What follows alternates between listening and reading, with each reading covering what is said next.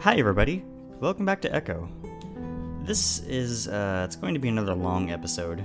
I might end up splitting it into two parts after I'm done recording. We'll see how I feel about it then. But enough about technical stuff, let's get started, shall we?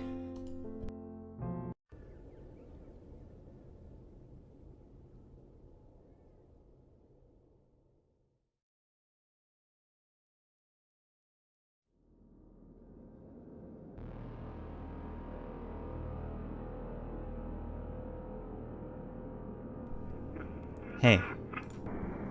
Who the fuck is this? So you are leaving? Running off to fuck some other wolf? It's a joke. Calm down. We were just trying to have some fun. I was starting to realize that this probably wasn't the best time, but... So you're playing this stupid game of keeping me guessing whether or not you're gonna ditch me by next year, and then you pull this shit? Outside. The hell is wrong with you? Me? You know, I told her that there was no way in hell you'd fall for this, since you already knew how I felt about you. I'm the one that should be fucking offended that you'd think that. That's not fair. You wanted a reaction from me and you got one. Happy? What's wrong? This was your idea? The phone clutched in the hand disappears. It's a prank. Making me think I just lost my otter is a prank? If this is a fucking joke, then you need to learn how to make one first. Why don't you learn how to take one? How was I supposed to take that? Just laugh and shrug and say, well, fuck, so much for that. Is that what you expected? Actually, we just thought you wouldn't fall for it. At least not this hard. I mean, come on, I cropped that from the cover of some teen magazine. It was my number too, if you didn't notice. It just wasn't a good time, alright? No? No. What the hell are you doing here, anyway? Semester ended last week. So you're staying at home for the summer? Of course not. I'm staying with Emily. You need to calm down, Leo. How can we ever have fun if you're exploding all the time? Telling me to calm down is the worst thing you can do right now. I'm tired, I'm hot, and I just wanted to have lunch with him. You're overreacting.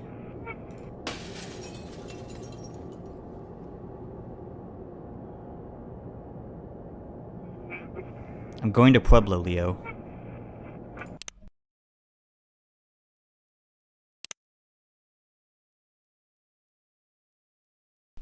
I stare through the grainy darkness. The motel room air is dry and stuffy. The air conditioner must be off. I look over. TJ is next to me in bed. He's curled up in a fetal-like position, his knees raised and his tail between his legs. TJ doesn't usually sleep like that. Leo lays in the bed across from us. He's laying on his back, his form perfectly still. There are no covers on him, and he's still in his jeans from yesterday. Neither of them are snoring, or even audibly breathing for that matter. It takes me a moment, but I can't actually tell if Leo's eyes are closed or not. I picture it in my mind, him slowly turning his head, looking right at me with no expression. He has no eyes. They're just shadows. I blink, trying to shift my legs beneath the sheets. Fortunately, I can. I'm not dreaming anymore. Leo isn't actually looking at me. Why did I even think that? And why does it make me so unnerved? And that dream... Jesus. I slide my feet out from under the covers and sit upright on the edge of the bed. Maybe a splash of water will make me feel better, though I could really use a dip in an actual pool. At Pueblo, there's so many of them around I take it all for granted. The realization dawns on me that once I graduate, the chances of me being able to afford a place with one nearby are almost none. I wring my tail some in my paws. My fur is oily and damp. I'll definitely need to take a shower in the morning. Hell, if the motel tub didn't look like it had seen 20 years worth of dirty feet, piss, and cum, I'd take a bath. But first, I've got to get that AC going. I walk over to the wall-mounted AC by the window. I'm surprised this place doesn't use swamp coolers like every other home in Echo. It takes a second for my eyes to adjust to the darkness, but I manage to find and turn the control knobs. Despite cranking the thing to the max setting, only a petty stream of air is exuded from the front vents. It is cold though, so there's that. I stick my face up to it, the blowing air on my whiskers making my jowls raise instinctively. It's refreshing, and the world seems a little less hazy. Still, I feel gross, more so than usual. I remember on Saturday morning, I woke up super early to clean myself, trim my facial scruff and head fur, and just look as presentable as possible. I don't really know who I was trying to impress. Maybe show everyone that I was all well-adjusted and normal now. All the grooming work I performed didn't last 4 hours in the hot car ride up to Echo, though. Especially when the AC went out all the way from Gulch City to Route 93. I was nervous to see everyone again, really. Rose-tinted glasses and all that sort of thing will only last so long. I mean, it's been 3 years, and I haven't really made anything of myself other than becoming another college debtor in an oversaturated major. It's not like Jenna or TJ, who are absolutely going places. Hell, from what I heard, even Flynn became the city clerk.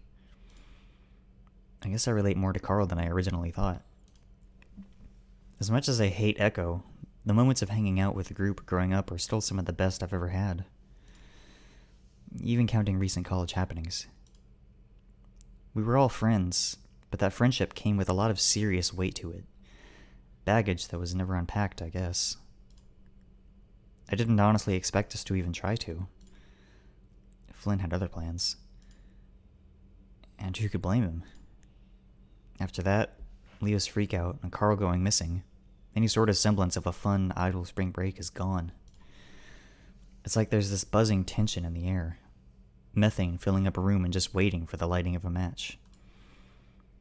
God, and here I am, whinging about how the mood is ruined when my old best friend is just fucking gone. What the hell was I honestly expecting? Us to all just hang up a bunch of Christmas lights in Leo's backyard, grill up some carne asada, get drunk, and dance to a bunch of indie playlists? And of course I'd fantasized about some sort of brief reunion with Leo. I mean, that's natural, right? I didn't expect him to be in this rough of shape, and I definitely didn't expect this whole Jenna-Leo rivalry to explode like it did. I glanced briefly to my camera bags at the end of my bed. I have a feeling I'm not going to get much done from my project. With some reluctance, I pull my face back from the cooling vents and head to the bathroom. I try to shut the door behind me quietly, but it's still pretty loud. I look at the sink and realize that it isn't going to cut it. I took off my shirt and underwear, then placed them on the edge of the counter. At home, I just throw them on the floor, but I don't really trust how clean the linoleum is here. I step into the shower. It gets hot quick, so I fiddle with the handle some. There's some red fur tucked in the corner, so I'm guessing Leo took one earlier as well. He was worried the police would come by his place, so he insisted on staying here while we searched for Carl. I remember him and I used to take hour-long showers together back when my family was out of town. My parents had one of those walk-in Roman-style showers with marble tile. He thought it was the coolest thing. I bend down and pick up the tiny, complimentary shampoo bottle from the rack and begin to lather the contents into my fur. It's not exactly the best for specifically my type of fur, but it'll work for now. I bet Jenna would have loved that shower. She had to use an outdoor one for most of her life, as I recall. I think she lives off campus now in a studio apartment she picked out. I've never actually seen it. She probably splurged with her full ride money and got something really nice. Bet it beats the hell out of communal dorm showers, which are not as sexy as porn makes you believe.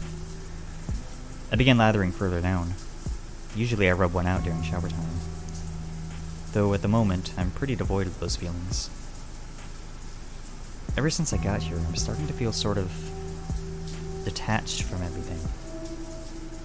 Like all this chaos is going on around me and I'm just here. I just want Carl to magically show up so that we can all go home.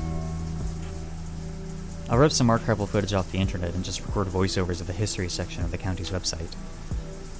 I'm not really an A student anyway. Grades don't even matter in journalism. It's all about who you know, really. I close my eyes, hoisting my arm up against the shower wall and resting my forehead against it. The hot water pours down my side. I'm a bit more sensitive to heat there, but I can take it.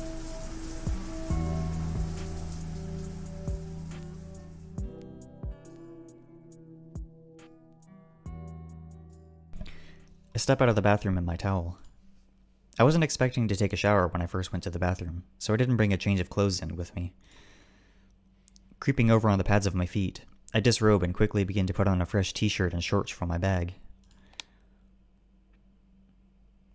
Chase? TJ and Leo are no longer in bed. The Lynx is over by the light switch, squinting blearily at me. Well, Leo blinks at me. Buenos dias. I quickly try to scamper on the rest of my shorts, foregoing underwear for the time being. Oh, geez. Sorry, Chase. TJ turns, quickly averting his gaze.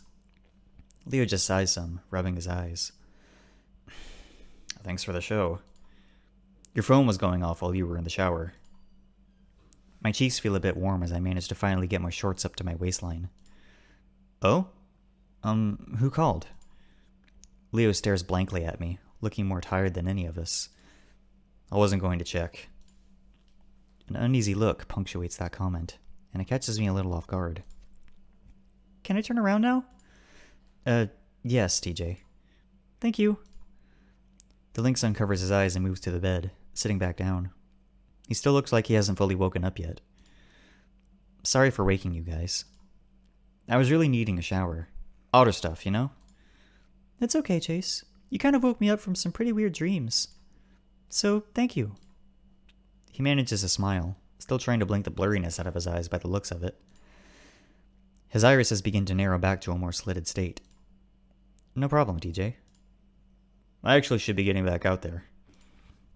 It's 3:30 in the morning. Are you sure? I finish putting on my shirt and move to check my phone. Yeah, I'm sure. Man, when I find that goat, I swear to God. He stretches some before stifling a yawn. Not gonna let him out of my sight for a month. It's a text from Jenna. Hi, Chase. I can't sleep, so I'm heading back to the motel. If you're up, do you want to go out looking with me? I am feeling a little better after my shower, so I send Jenna a quick text agreeing to help with the search. What does it say? TJ cants his head, peering at me with a sort of dazed, curious look. Jenna was having trouble sleeping, so she wants to go out searching. Leo looks up at me, his expression indiscernible. Isn't it kind of dark to try and look for him? I mean, not that I'm trying to dissuade you all, just seems kind of harder. It's that whole 48 hours thing. The harder we look now, the better. Sitting back and praying everything will work out won't do any good. TJ's eyes widen some, looking a bit taken aback. His jowls twitch some, the feline looking down at the sheets between his legs. There's a knock at the door. The sound of jingling keys can be heard coming from the other side. There's a scratching noise of metal on metal, the door being unlocked. After a moment, it opens. Jenna steps out from the darkness, rubbing her arms some and making a beeline for her bag. Hey, TJ, Chase, Leo. She nods to each of us in turn before beginning to rifle through her belongings.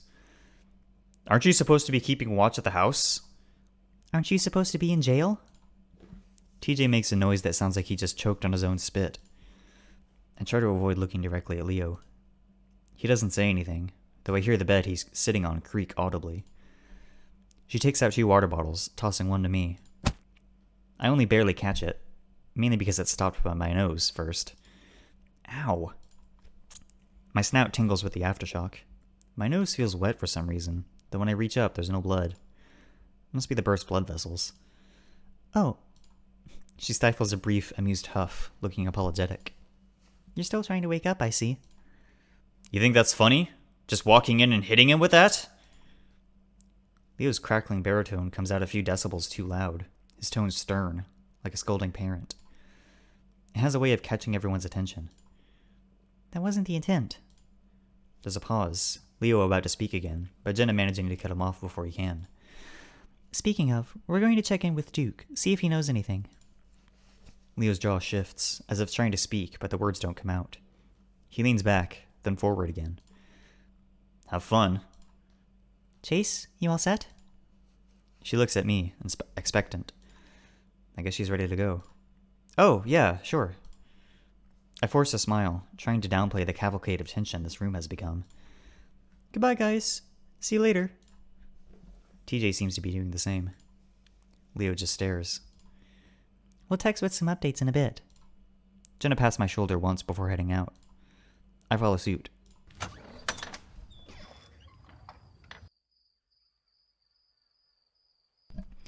The air is surprisingly fresh outside, even a bit damp. It's as if the motel room itself had its own oppressive atmosphere that was permeating my sinuses, and now I'm finally free. Near the horizon, thick, gray clouds loom overhead. The reservation must be getting some rain. Jenna seems to notice as well, taking a few steps forward into the mostly empty parking lot before speaking up. Kind of nice out, isn't it? Yeah. She opens her mouth to speak, but pauses some as she looks over her shoulder, a light frown crossing her blonde features. Come on, let's go. She starts moving again, heading toward the street. Duke's house, right? And we're walking? Yeah. Is that a problem? She glances back. I reach down, feeling the tender, hardening muscles around my thighs and knees. Just still a bit sore from the hike, that's all. Oh, you're a tough guy, Chase. I'm sure you'll manage. A tough guy? I hustle some to catch up, the Fennec already on the road. She smiles some as I catch up alongside her. Excuse me for a bit.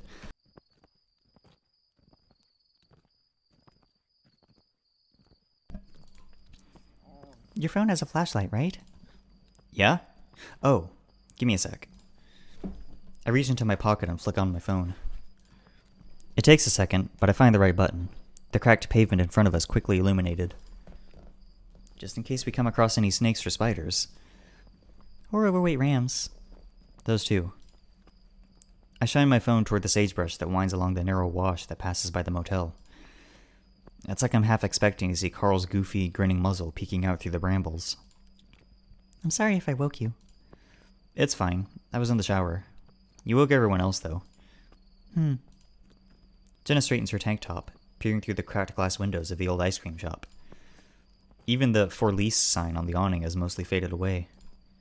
It's still got that old, Victorian-style architecture that you see in a lot of the buildings built originally by the wealthier settlers at the turn of the century. Faded green and pale blue paint still clings to parts of the main facade, with the copper metal roof a mix of dark amber and turquoise. In its heyday, it probably stood out something fierce, a colorful contrast to the harsh beiges of the desert. And, ultimately, an opulent reminder of the old world amidst the new. I wasn't expecting Leo to be there, honestly. He giving you any more trouble? I watch the pavement turn to packed dirt beneath my feet as we round the corner onto Gretchen Road.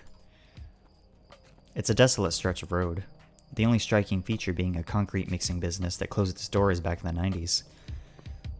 You can still see the big mounds of grayish dirt past the slatted chain link. Ultimately, it takes me a moment to respond to Jenna's question. No, he's, just upset. I can practically feel the fox's incredulous raised eyebrow. A trademark reaction if she ever had one. Actually, well, this is gonna sound stupid. Playing Leo's behavior off as him being just upset is stupid, but continue. I sigh. Sorry. Jenna frowns some and moves closer, nudging my arm with her shoulder. Hey, you haven't done anything wrong. I don't know about that. Oh? Again, that expectant look. Ugh, here we go. I'm kinda glad you texted me. Didn't really want to go back to sleep. I guess I was having a nightmare. This same sort of recurring one I've been having that's a little different each time. Each dream I'm facing myself. But it's not me, not like a mirror me. Things are different, messed up, blurred.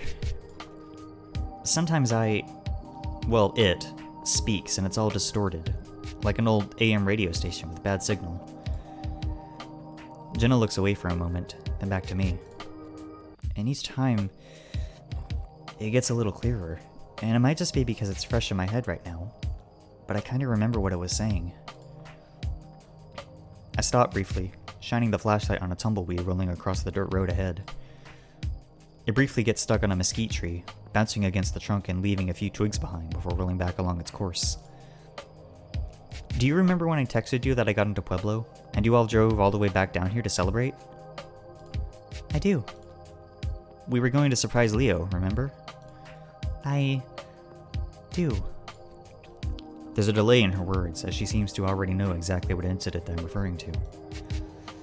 The prank. She lets out a long, drawn-out breath of air. We pretended you were cheating on him with those fake texts I was sending you. He smashed your phone, and you told him you were leaving Echo. Yes, it wasn't the best of practical jokes to play on someone who was already fairly unstable. He wasn't... Chase, what does this have to do with your dream? She cuts me off, her tone more curious than stern. I know. It's just... the whole thing was just playing back like some kind of record. Everything that happened. All the fake text messages you sent me as Jared, me leaving the phone on the table, Leo confronting me. Then you showing up and telling him it's a joke, that he's overreacting, and then... Smash! I make a motion like I'm going to toss my phone down. Jenna flinches, instinctively grabbing for it, before slowly furrowing her thin brows at me. Has Leo been guilting you about that? No, not really. So you've been feeling guilty then? I guess. Why else would this be, manifesting my subconscious and all that? Well, I'd usually recommend expressing this to Leo. If I didn't think that your attempts at reconciliation would be perceived by him as you trying to get back together. She rubs the bridge of her short nose before crossing her arms over her chest. We did already apologize for this years ago, but if you absolutely must, maybe wait until we're back at Pueblo? He's clearly got some issues to sort out right now, and you're under absolutely no obligation to try and solve them. Especially considering his recent behavior. It's incredibly difficult to help people that don't want to be helped.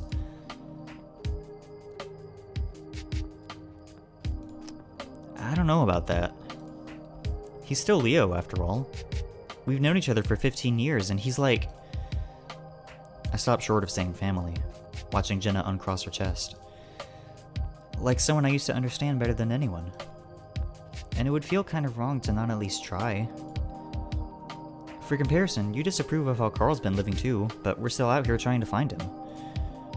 I actually don't know if that's a good comparison, and judging by the look on Jenna's face, she doesn't seem to think so either. Look. There's a moment of hesitation, like she knows the right words to say, but needs time to phrase them more delicately. I understand that men have a different hormonal attraction to each other than generally what I feel as a woman when I am attracted to someone. For men, that feeling of attraction, and I am paraphrasing something you probably already understand on at least an intuitive level, is broadly more physical and sudden. There's an emphasis on aesthetics and, well, the mechanics of what's happening. I blink, getting the gist of what she's saying, but not exactly sure where she's going with this. As stereotypical as it is, most women feel attraction as sort of a slow burn, where passion is derived from intimacy, meaning, contrast, forbidden love, etc. She gesticulates in a swirling motion. That's not to say abrupt sparks of fancy don't form for women too, urges being what they are. So I may not be adequately equipped to fully grasp the true nature of your guys' relationship, but... what Leo did at the Familyplex is just beyond dumb, latent horniness. It's complete detachment from reality of you two's respective situations. Jenna's voice raises some, louder than her usual controlled level and probably inappropriate for this time of night. It's upsetting, especially so with all that's going on. I continue to walk slightly ahead of Jenna, unsure of what to say and feeling like if I met her gaze right now I'd regret it. I shine my light on a lone desert willow that sits on the bank of the nearby wash. In the branches, flickers of reflected light shine back. Eyes. They're small and sitting squarely in a nest made from bramble, like out of the tumbleweed from earlier. Bird, I announce, monotoned. Jenna steps up beside me, hands on her hips as she looks where I'm now pointing. She exhales with some exasperation before responding. Yeah. Looks like a wren. How can you tell?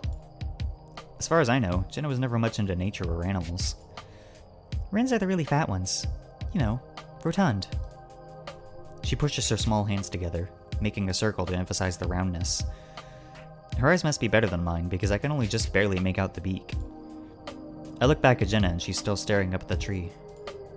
Something about the whole scene of it gives me this strange twinge of nostalgia.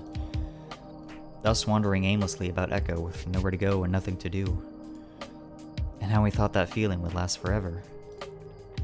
Is it just me, or is this conversation kind of familiar? Not the bird, I mean. You and I walking around, talking about stupid things Leo was doing? Yeah, that's not too out of the ordinary. She smiles some, and I can't help but smile back. Yeah, that and... God, do you remember showing me those yaoi comics you got from the mall? Oh yes. I hid them under a rock like a half mile from my house. I had to fight a scorpion to get you your Koko Tanuki eye issues. Jenna lets out an amused noise, shaking her head. While my relationship with the rest of the group, besides Leo, had mainly stayed the same after they found out I liked guys, Jenna and I actually grew more close after the fact. Despite not really being too into anime, talking to her about manga and the dumb romance stuff in them was always kind of fun. My hero. I sort of remember discussing the differences between yaoi and bara. You talking just now kind of reminded me of that. Saying those two words out loud feels weird. Boys love and man's love, right. I do remember that, Chase. I'm a little surprised you do. She says this with a forced, teasing tone to her voice for some reason. I cant my head curiously toward her. Why wouldn't I? I really enjoyed all that. Talking with you about it, I mean. Truly? I suppose I thought that I was only being humored for my special interest topics that the rest of you were not remotely as interested in. It's a little creepy, now that I think about it in context. I waved dismissively. No?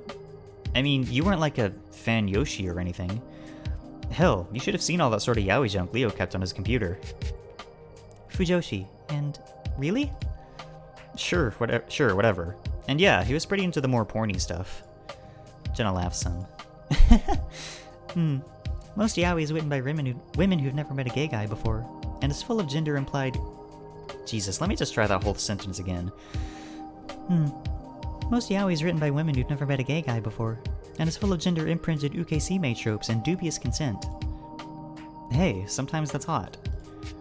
I'm surprised the words leave my mouth, and I immediately feel a burn around the edges of my ears. Jenna looks at me. I can't quite read her expression now in the darkness, though I'm not about to shine the flashlight on her. Yeah, that's part of why we read it. As long as it's understood as fantasy and not normalcy. Of course. I nod. But to take this back to reality for a second, no one should be forcing themselves on you like that, no matter what they see in the porn or how long they've known you. Right, I appreciate the concern? I nod again at Jenna. He returns to scanning the nearby underbrush. However, I can't help but feel at least a little like I'm being treated like some battered victim here.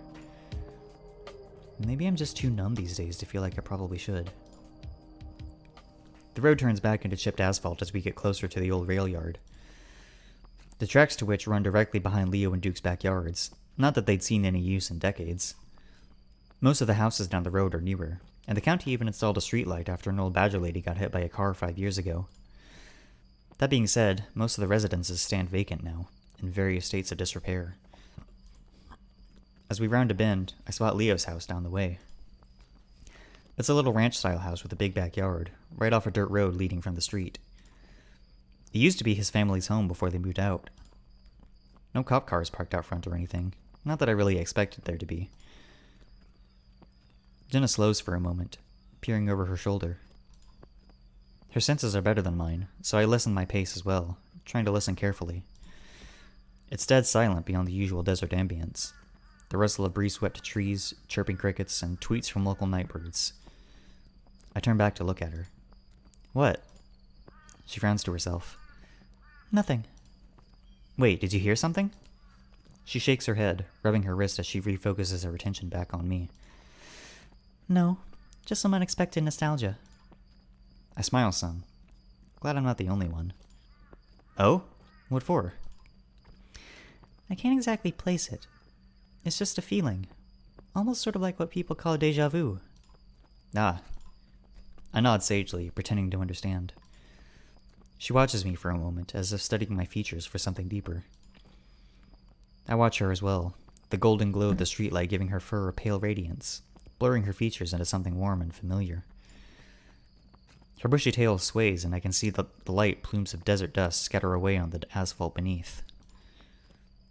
They dissipate into the air like smoke from a cigarette. When we were younger, we had many nights like this, walking to and from Leo's place. Most of the time we'd be chatting about video games we'd been playing, or some manga that Jenna had gotten into. Looking back, I could tell she savored those times. The fleeting moments she had away from home, where she could express her passions without fear of judgment or ridicule. Well, occasionally there'd be ridicule. But of the good faith sort, I think? Whenever she criticized some dumb thing I said, or weird-ass phase I was going through, I never felt like she thought lesser of me. She suffered through my late 2000s frosted tip highlights scene phase, after all. She just was trying to encourage me to be a better person. Those long walk and talks we had were like ways to gauge our own small-town-induced insanity. It was during those times I felt more secure in myself than I ever did elsewhere. But it's also when we understood we truly didn't really belong here. I can't help but wonder if that's what she's thinking of now. She smiles once, then picks up the pace again. I step up and match her speed. I hope Duke still works late shifts. I recall him being quite nocturnal when we were growing up.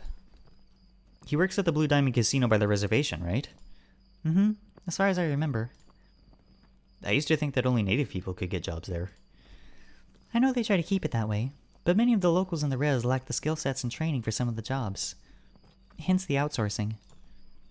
I think Duke works, or at least worked, as a security technician. Huh. I guess I didn't know him that well. Me neither, but he was friends with my father. I can see Duke's house now. A large manufactured home that's raised up like 3 feet off the ground. I think Flynn told me once they made him raise it up since it's out in the flood zone for the nearby wash. Said wash pretty much never had water in it, except for one particular monsoon season, where a flash flood sent whitewater currents down it. It all drains out into Lake Emma. It's difficult to see in the dark, but the house looks to be in a bit of a sorry state.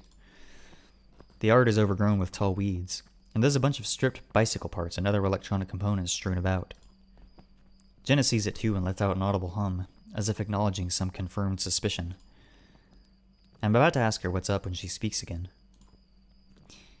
You know, my grandma never left the reservation, no matter how bad it got down there.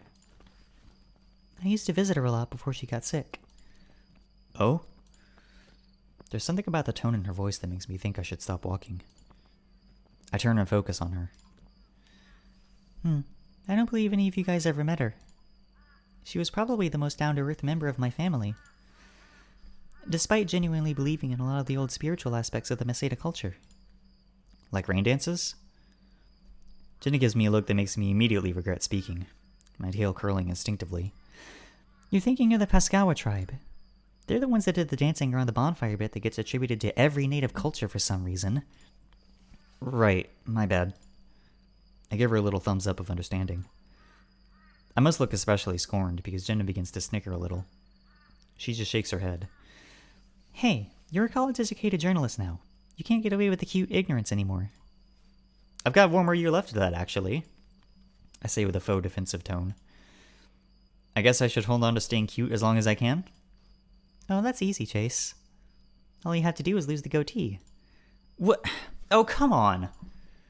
I reach up and grab the dyed piece of facial scruff, and a bubbling sense of self-consciousness burns in my cheeks. Jenna laughs some more. I'm just kidding. Excuse me?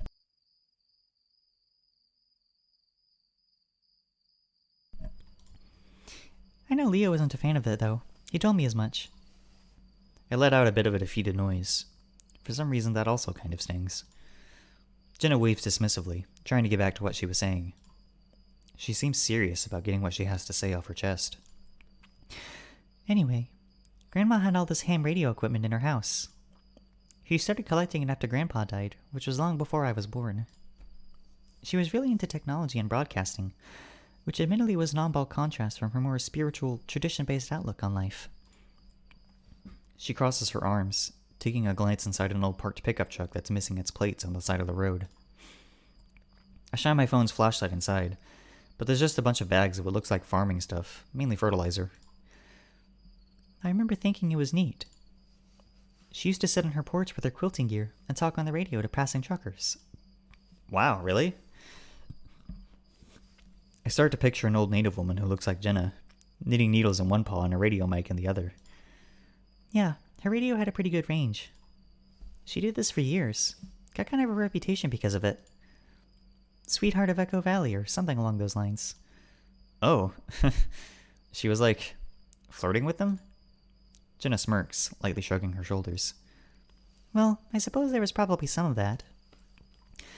I remember Adam mentioning that occasionally she would find flowers in her postbox, sometimes even letters. Grandma was pretty shy, actually, and didn't like how she looked. When she was born, her ears and parts of her scalp were malformed. It was at some underfunded tribal clinic up north, so they weren't equipped to fix it. Didn't get the money for it later in life, either. She brings her paws up to her own ears, running her fingers down them to the base of her head fur. She always wanted to wear these big sun hats whenever we went somewhere, like she didn't feel right being seen. But over the radio, she would mainly just talk to these truck drivers, ask them about their day, about things that made them happy. And I remember hearing about this one particular time, where she talked with a truck driver who had recently lost his wife in an accident. Naturally, he was very upset and was considering whether life was worth living anymore. So, Grandma told him to pull over and come visit her. He was reluctant at first, but he did. Grandma got together all the other old neighbor ladies and rolled out this big ancient grill from the 60s. They baked a bunch of fry bread and cooked up a ton of tacos. She even went out and personally got the ingredients to make some homemade cookies, since he mentioned he liked those over the radio. When he got there, she taught him how to make all the food himself. She was worried without a wife he wouldn't know how to cook something decent on his own. She also went around and introduced him to everyone, treated him like a guest of honor. He was this little rat guy, really meek.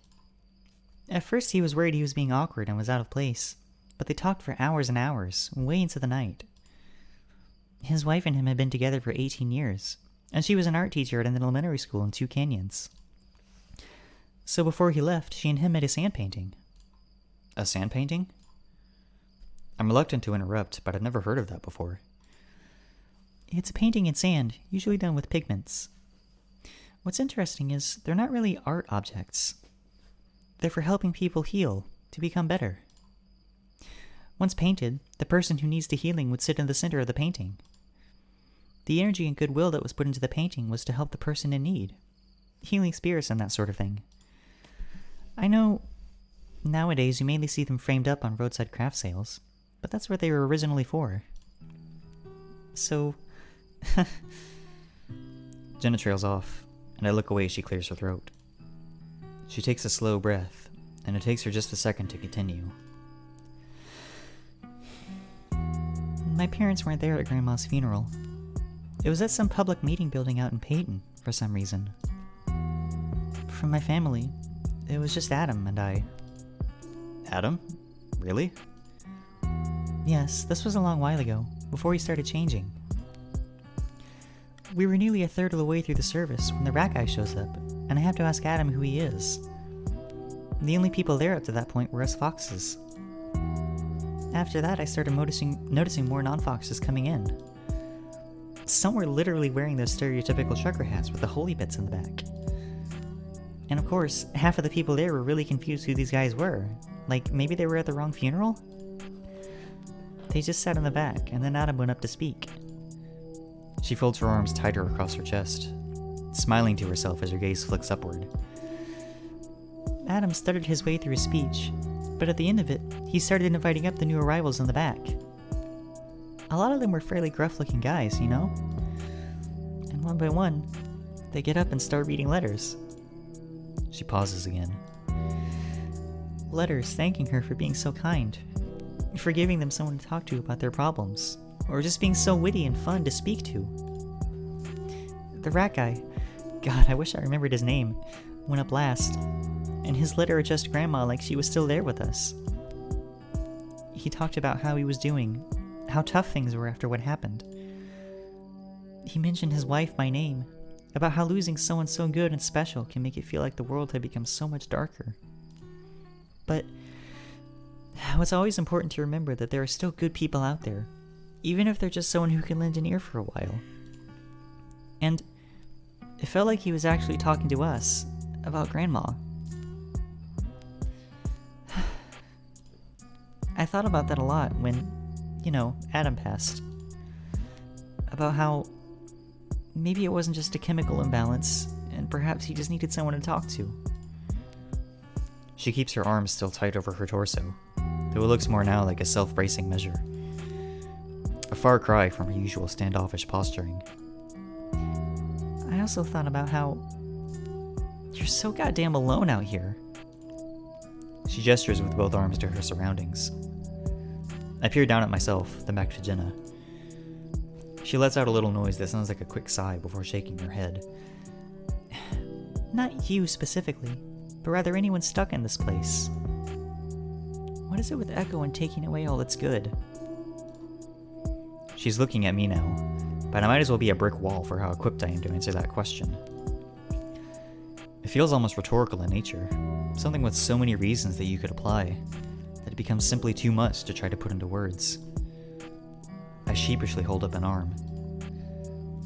Would it be too patronizing? Too much of the stereotypical guy thing to reach out to her now? It's a moment of vulnerability from someone who's cultivated a life's worth of being invulnerable. I suppose we've all got heavy shit under the surface. Jenna probably most of all. And while some of us sort of downplay it with jokes, self-deprecation, or lashing out at others, Jenna's always kept it under said surface. Seeing this all brought to light feels like something raw, uncomfortable. Something understood to be immovable being moved. I look past Jenna to the wash. Like the desert flooding. I exhale, looking back down to her. I can feel my mind going blank like it did earlier. Her expression's indiscernible, but she's still looking at me.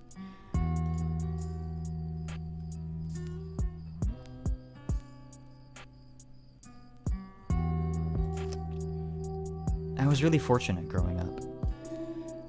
I had a boyfriend I loved, a group of friends who supported me, and a family who gave a shit. And I'm not like the world's most mentally healthy person, you know? I see a completely alternate timeline where I'm just like the rest of those guys in Tetanus Alley, or worse. I rubbed the back of my neck sheepishly. I'm not good at making these reassuring speeches, but this is all stuff I've admittedly thought about before. That rat guy was right. Having someone around who gives a damn means the world. And isolating yourself from said world isn't how you make yourself better. It's the opposite. And for keeping me sane, I do think I kinda have you to thank for that, in some part.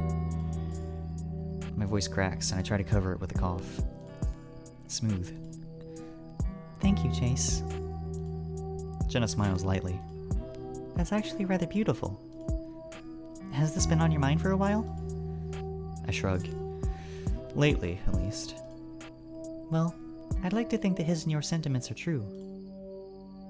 If we have time, I might stop by to see Jeremy.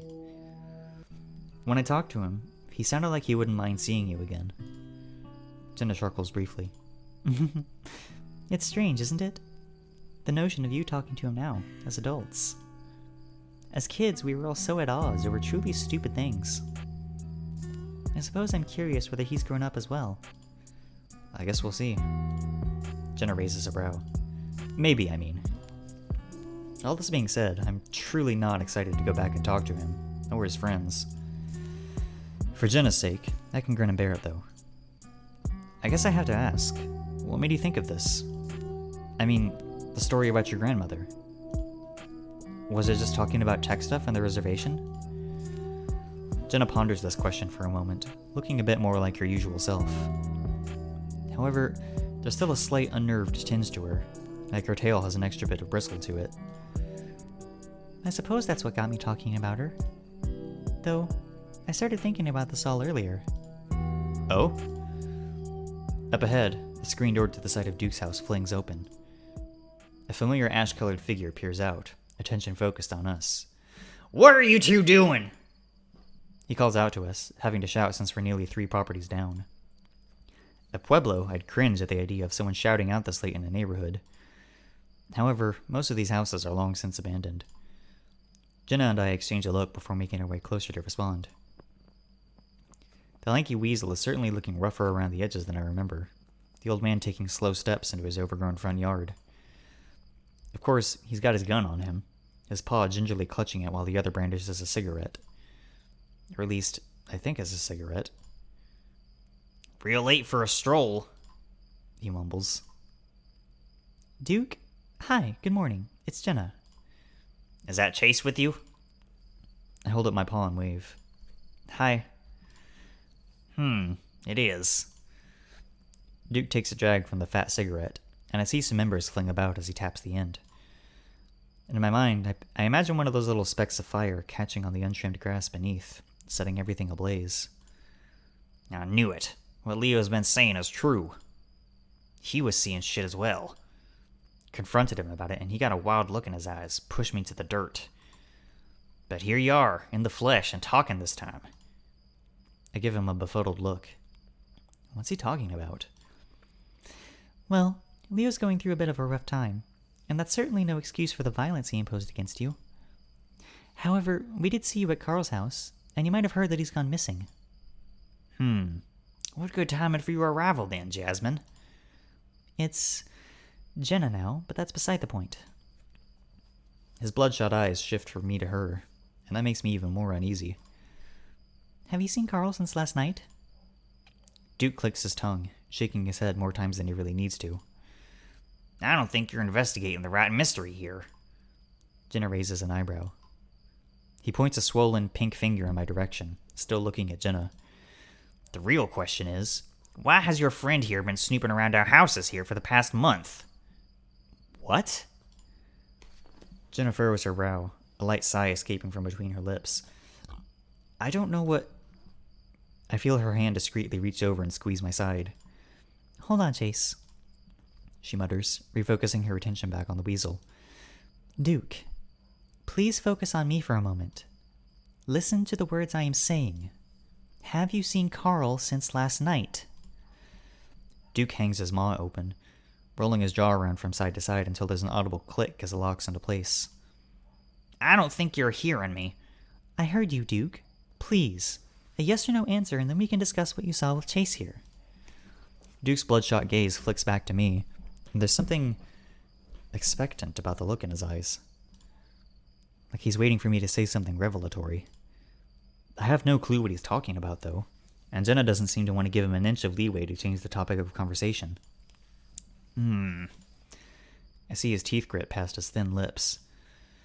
Despite the intensity he's putting off, he looks kind of distracted. Like we're only getting about 3/4 of his attention.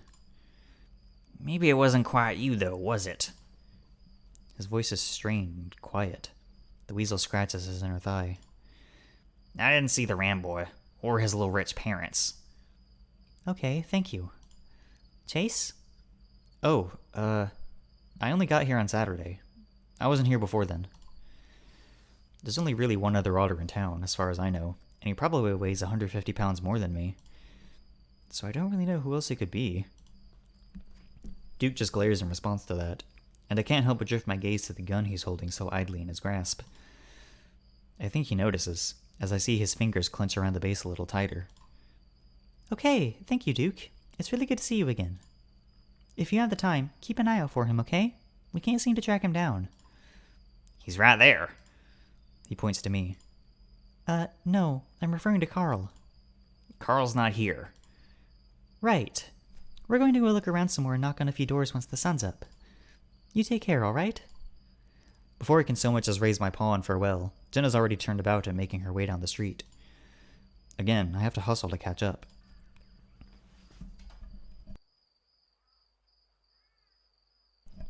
After another half hour or so of searching, we end up heading back to Carl's place. After the whole interview with Duke, she starts ranting a little about meth use and the physiological effects. Admittedly, I was only picking up on bits and pieces of what she was saying. Apparently, the drug stimulates the parts of the brain that create urges for tinkering, which is why yards of meth houses often look like scrapyards after extended use. Poor Duke.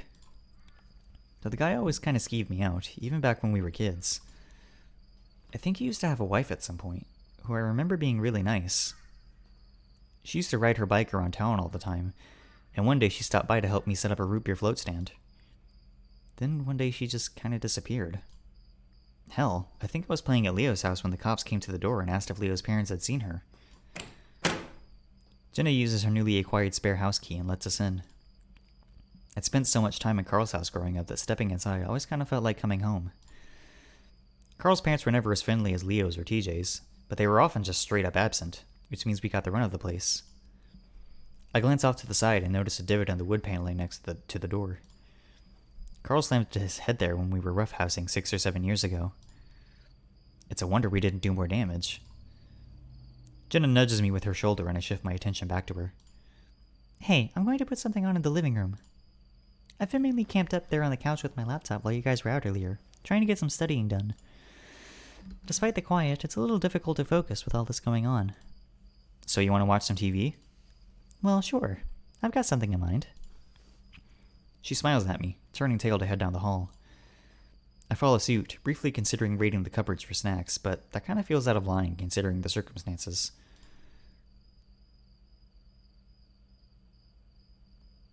Flynn had turned the air conditioning off last night, so we've got the ceiling fan going overhead.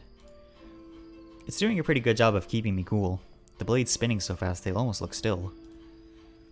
When I was a kid, I was always afraid of having my fan on the high setting. The thing would start to wobble and click, and I thought that at any moment it would spin off its socket to come careening right towards me. This one Carl has looks extremely sturdy though. It kind of looks like it's made out of some sort of brushed copper, with a turquoise painted metal base. It's at this point I realize I'm not doing a good job of focusing on the anime Jenna put on. I glance over to her to see if she's noticed my wandering gaze, but I see that her eyes are closed. At first I think she's asleep, though they begin to flutter open after some time. She rolls her head some in my direction, catching my gawking.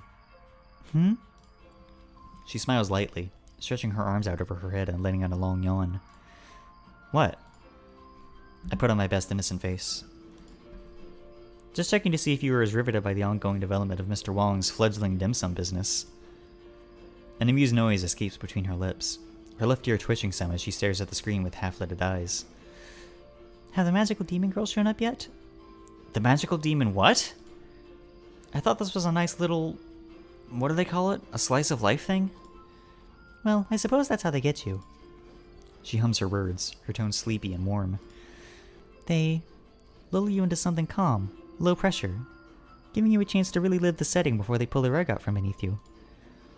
Jenna's tone is infectious, and even I start to speak with a sort of rumbling, only half-serious whine. Do they all have to be like that? I mean, what if I just want a quiet, slow burn kind of show? It seems like all of them these days just have fantastical bullshit that comes out of nowhere. On screen, the character of Mr. Wong, a rotund red panda, is cooking a batch of fried rice in a large wok. It's also lovingly animated for something so mundane. You can practically see each individual piece of egg, pepper, and seasoning he sprinkles on top. Chase, there are plenty of slow burn shows out there. And how would you even know? You told me you don't keep up with this stuff anymore. I mean, I occasionally will put some anime on when I'm bored back at Pueblo. Oh yeah? Well, I guess hanging out with you has made me kind of interested again. Jenna smiles again, and I can see the little tips of her tiny fangs. She shifts in her seat, leaning her head back against the sofa to stare at the spinning fan above. I have a question for you, Chase. Oh? This doesn't have anything to do with our previous conversation, but... when you came out of the closet to me, Leo snatched you up within, what, a couple hours? You had a boyfriend right from the get-go. Something not many rural gay boys can say the same to. If it wasn't Leo, and you had a choice, presuming they were all consenting... My eyes start to widen some as I begin to realize what she's asking. If you could have been with anyone else in the group, as in not Leo, who would you have chosen? I'm reminded of Flynn's words at the river, about viewing the reunion as a chance to pick and choose whom I always wanted to sleep with. The question is so out of left field that it must have been something that had been on Jenna's mind for a while. But why? Huh. Give me a second with that one, alright? I promptly push myself to my feet, and immediately feel my ass tingle. I guess I'd been sitting on my tail again without even noticing. I'm gonna make some coffee. Do you want any? Decaf, please. I'd like to actually get some sleep soon. That's probably a good idea. The idea of searching all day on only a few hours of rest is sounding less and less appealing the more I think about it. I make my way to the kitchen and begin changing out the filter, Leo having left most of the stuff still running from earlier. So, what's your answer? I look to the living room, seeing Jenna with her arms crossed over the back of the sofa, peeping at me with her chin on her wrists. Refocusing on the coffee, it appears the only decaf flavor they have is birthday cake? I examine the little container, spinning it around on my fingers. It's got a picture of a bright blue cake on it, with sprinkles everywhere. Jenna? I'm not sure you're gonna want the flavor they've got. Show me. I hold up the mini container, about to walk back to the living room when she speaks. Birthday cake? It's an interesting ice cream flavor, but a coffee? You could see that from all the way back there? In the dark? Jenna rolls her eyes. I'm a fox, Chase. You could probably see the neon blue cake picture from back here, too. So, are we nixing the coffee idea? Your stalling tactic? I shrug, nonchalantly trying to rub the circulation back into my tail. I'll try it. Could be good.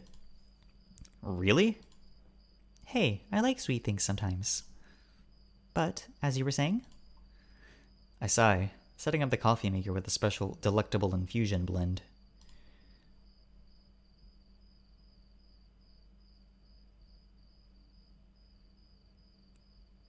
No one.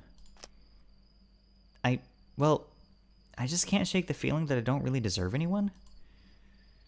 I feel like I'm just a blank canvas that people can project whatever they want upon, you know?